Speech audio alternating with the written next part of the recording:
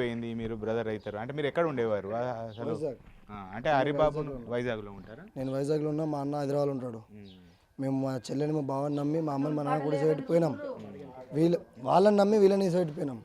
వాళ్ళ ముగ్గురు కోసం నా బావన నేను అనుకున్నా, కానీ వాడు చంపేసి వెళ్ళిపోయాడు.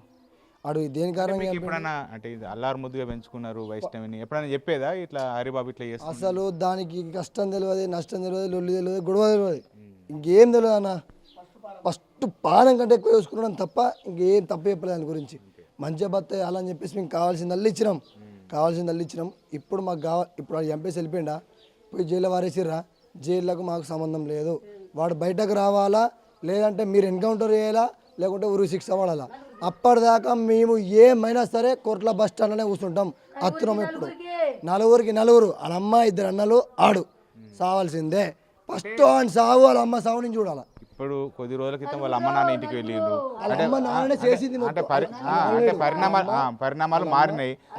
ఇంటికి పోతే కూడా మీ చెల్లెని కొట్టారు, వెళ్ళగొట్టారు అంటే మీకు చెప్పుకుందా అంటే అన్న ఇట్లా అయింది?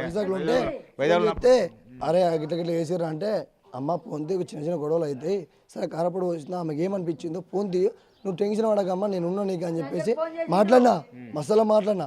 తర్వాత మళ్ళా మాట్లాడినా, ఆయన కూడా మాకే సపోర్ట్ ఇచ్చినట్టు మాట్లాడిండు. తర్వాత అమ్మకి ఫోన్ చేసిన, వాళ్ళ అమ్మ నాతో కూడా మాట్లాడింది.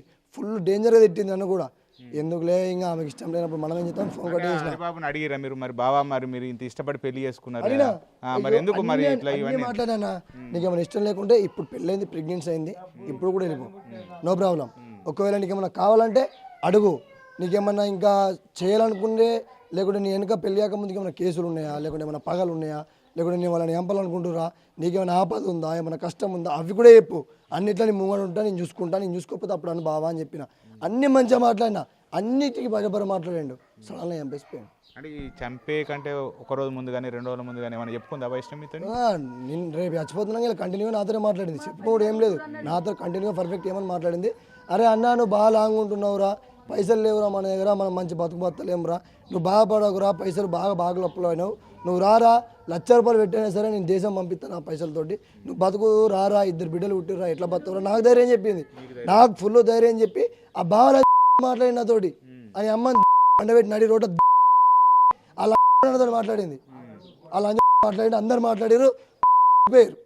ఇప్పుడు కావాల్సింది మాకు ఒకటే, అయితే ఆయన సావు నడి రోడ్డు మీద పోయాలా, లేకుంటే ఎన్కౌంటర్ కూడా అయింది కాదు, 100 బుల్లెట్ దిగాలానికి.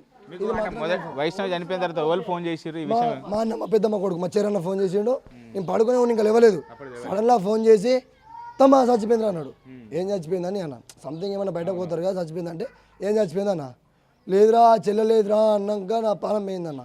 అయిపోయింది అప్పటికే సగం గుద్దుకొని చచ్చిన. తర్వాత వెంటనే కారుకు ఫోన్ చేసుకొని ఆన్ ద స్పాట్ 10 గంటలలో ఇక్కడికి వచ్చేసిన. 750 కిలోమీటర్లు మా అత్తమ్మ, 750 కిలోమీటర్లు 10 గంటలలో ఇక్కడికి వచ్చేసిన. ఇక్కడికి వచ్చినాక నా పానం పోయింది. ఆ సమయం దూరం వచ్చేదాకా కూడా నాకు తెలియదు మా బావ చంపిండని. ఎట్లా చచ్చిపోయింది అన్న బాధనే ఉన్నాను. అప్పటిదాకా బాగా చచ్చిపోయింది తెలియదు. సగం దూరం వచ్చినాక ఫోటోలు వీడియోలు చూస్తే ఈడీ చంపేసిండా అని నాకు మైండ్ పని చేయలేదు. ఇంత మంచిగా చూసుకుని ఇట్లా చంపేసిండు. మా పానాలు వేనే అన్న, మా బాడీని బతికే. ఇప్పుడు అసలు మా దగ్గర పానాలు లేవు, దుఃఖాలు వీకినాయి, పానం వేయింది, ముఖం లేదు, పానం లేదు. మాకు కావాల్సింది ఇప్పుడు అలా ఫ్యామిలీ కావాలా. లేదనుకో ఇవాళ నా సెల్లని చంపేసిర్రు, ఒకవేళ మేము ఇట్లా వేసి పెట్టినాం అనుకో నా తల్లిదండ్రులను చంపేస్తారు. మమ్మల్ని ఇట్లా చేసిరు అట్లా చేసిరు వీడియోలో పెట్టిరు అని చెప్పేసి మమ్మల్ని చంపేస్తారు. ఇప్పుడు మాత్రం మేము వినేదే లేదు. అయితే వాళ్ళు చావాలా, అయితే మేము చావాలా, అంతే, ఫేస్ టు ఫేస్.